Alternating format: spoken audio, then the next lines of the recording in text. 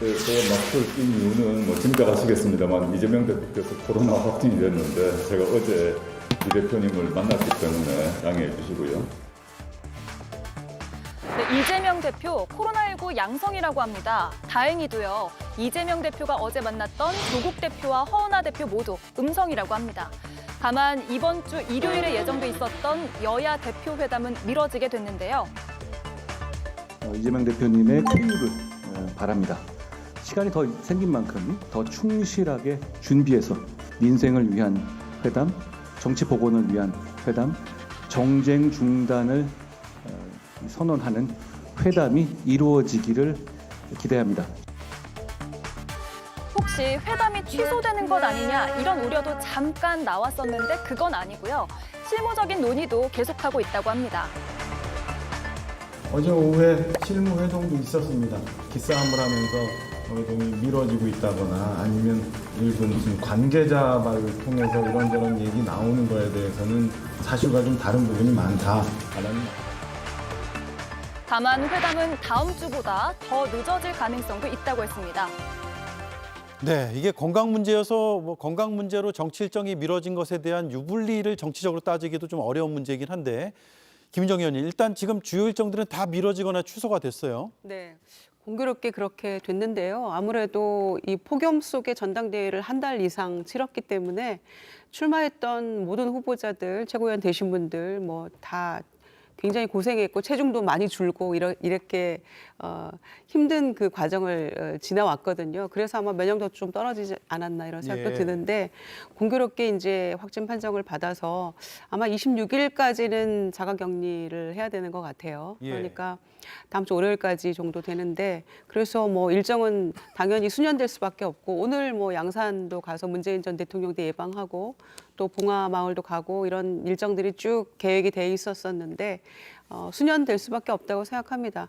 다만 이제 사실 여야 대표 회담의 어떤 본질을 벗어난 그런 경로를 벗어난 생중계 논란 때문에 그게 블랙홀로 빠져드는 듯한 그런 느낌이 있었는데 차제에 지금 이제 며칠을 조금 더 번 셈이잖아요. 그래서 조금 순리대로 잘 실무 협상을 거쳐서 회담이 좀 성과를 좀 내는 그런 회담이 이루어지기를 기대하겠습니다. 예.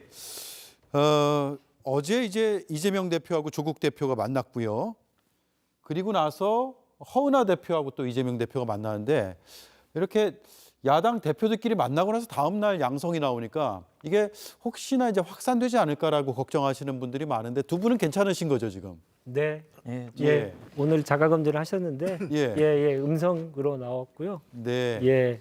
그러면 뭐 크게 걱정할 문제는 아닌데 이게 모처럼 여야 간의 대화 국면으로 들어서는 와중에 코로나 이제 확진 소식이 들렸기 때문에 이게 또 찬물을 끼얹지 않을까라는 조심스러운 걱정도 또 해봤습니다.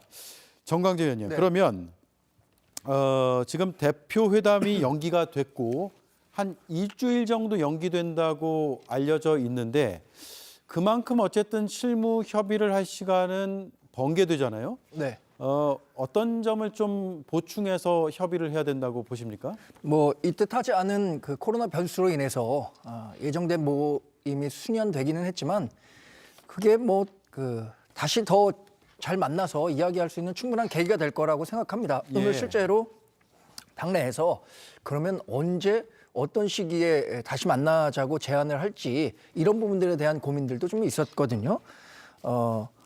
이게 원래는 5일 자가격리를 하는 건데 지금은 규정이 바뀌어서 호전 증상 후 24시간까지 자가격리를 하는 것으로 알고 있기 때문에 특정 시점에 자가격리가 끝난다라고 말씀을 드리기는 지금 단언하기는 어려울 것 같아요. 그런데 처음에도 우리가 예상했었던 것보다 훨씬 이른 시점으로 그 두 분의 대표 회담이 성사됐었는데 코로나가 잠깐의 변수는 될 수 있지만 다음 주 뭐 중후반이라도 충분히 빠른 시간에 만날 수 있을 것으로 기대하고 준비하고 있다고 말씀드리겠습니다. 네. 이 생중계 문제가 오늘도 이제 거론이 됐는데 이재명 대표의 정무조정실장을 맡은 김우영 의원이 이거 받을 수도 있다라는 취지의 발언을 했습니다. 들어보겠습니다.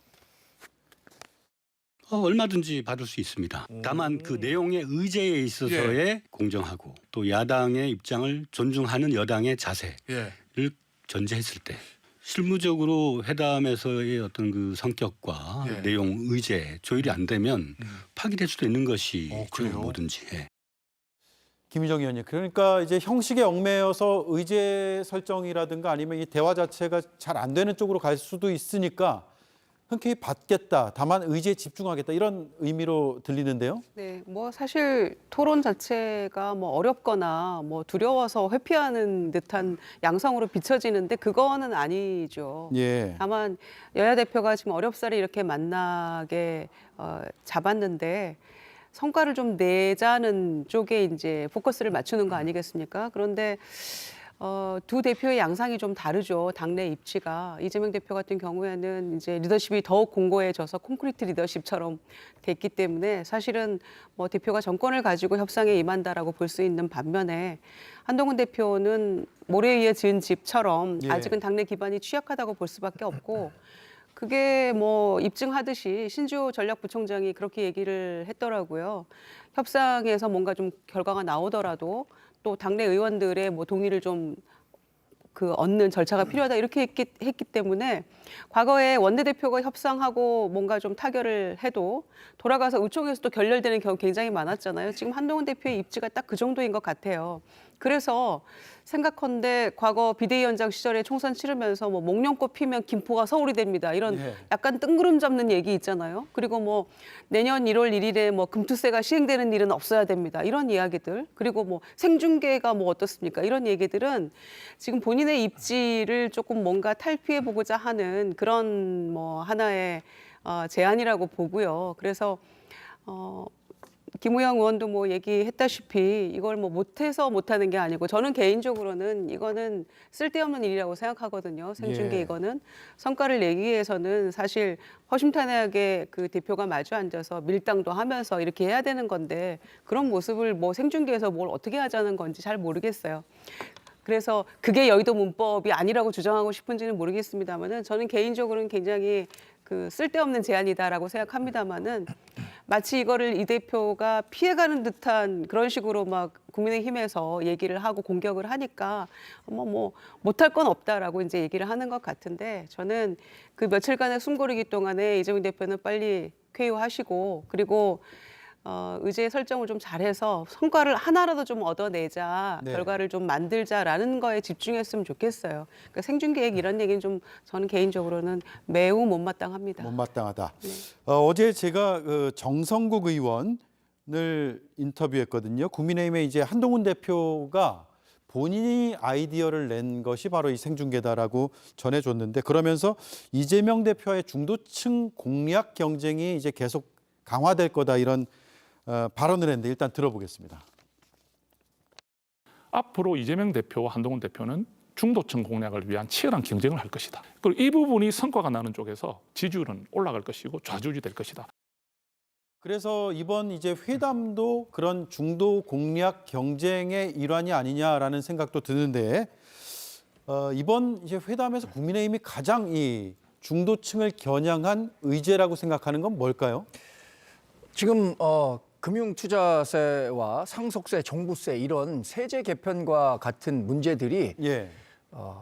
이른바 뭐 부자들만 아니고 중산층 서민에게도 굉장히 중요한 이슈가 되고 있습니다.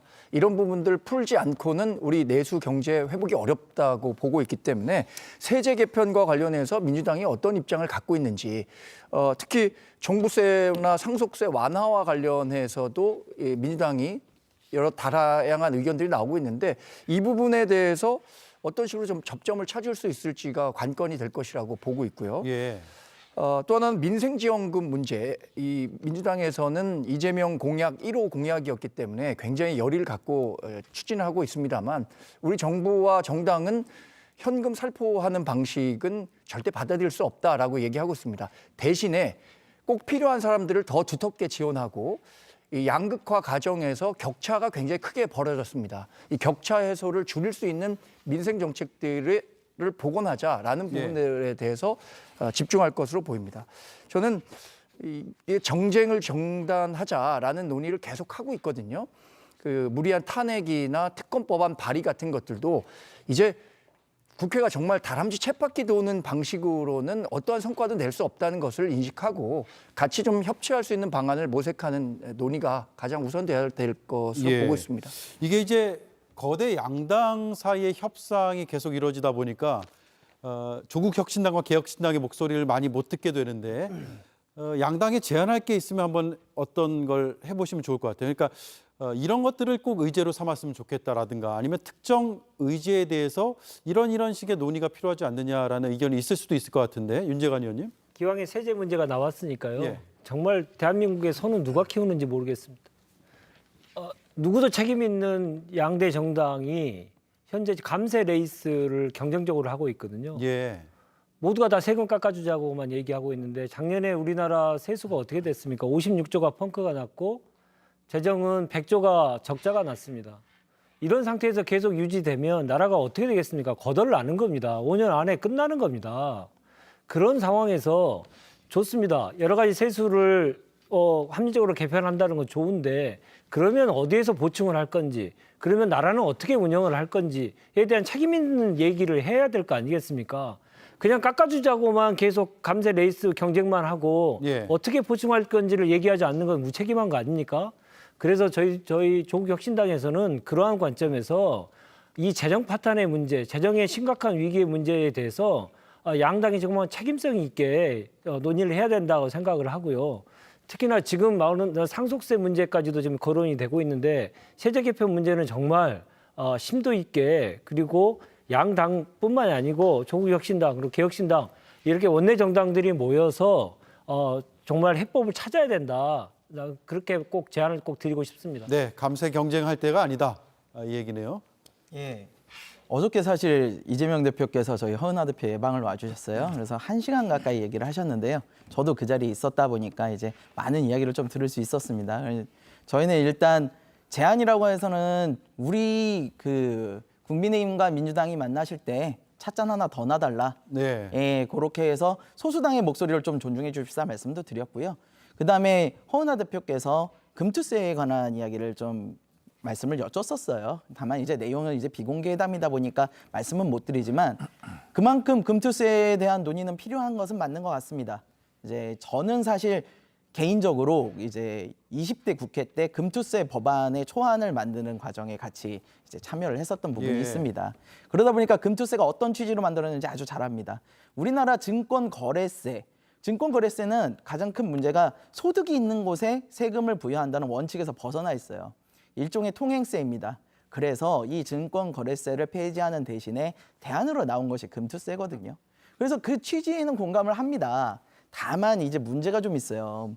이제 우리가 항상 어떠한 법안을 적용하고 할 때 상황을 봐야 됩니다. 네. 근데 지금 우리나라 증시가 어떻습니까? 하루 만에 역대 최고의 폭락을 기록할 정도로 출렁출렁합니다. 외인들이 너무 많이 들어와 있는 상황에서 사실 컨트롤도 좀 어려운 부분도 있습니다. 그러다 보니까 어떤 분들은 금투세가 증권시장을 굉장히 이렇게 비활성화시킬 거고 어렵게 만들 거다 하시는데요. 사실 그건 저는 동의하기가 어려워요. 증권시장을 어떻게 할지는 아무도 모릅니다. 다만 이 불확실성이 많은 증권시장에 불확실성을 더하는 결과는 될 겁니다. 네. 그래서 이 금투세에 대한 부분은 지금 현재 상황을 고려해서 조금 더 심도 있는 논의를 양 당에서 해주시고 네. 가능하면 저희들도 좀 껴서 같이 해주셨으면 좋겠다는 알겠습니다. 생각입니다. 그리고 찻잔 하나 더 놔달라. 네, 예. 그렇습니다. 알겠습니다. 여기까지 듣죠. 네 분 말씀 고맙습니다. 네, 감사합니다.